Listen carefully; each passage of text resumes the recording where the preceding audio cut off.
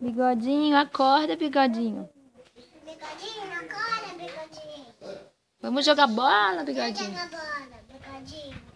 Ana Maria também, como é que tá, ó? Acorda, Ana Maria.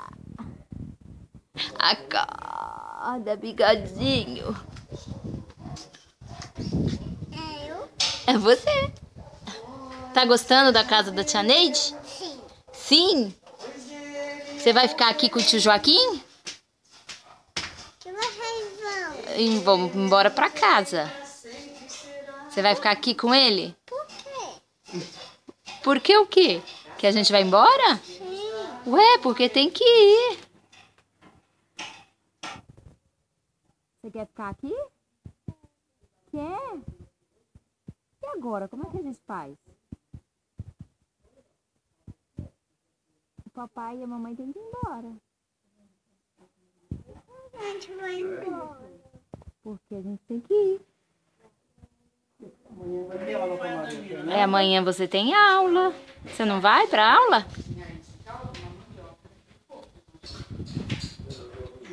Quer ficar aqui? Sim. Ah, meu Deus.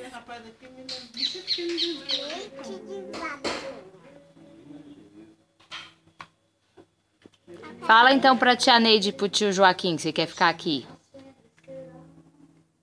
Quer ficar, mãe? Bernardinho? Olha lá. Quer ficar aqui na casa da tia? Sim. Mas e a mamãezinha e o papai? Você vai ficar sem eles? Uhum. Não? Não.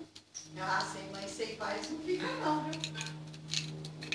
Pode gostar quanto que for, mas sem mãe e pai... Parece melancia. Parece melancia? É tomate.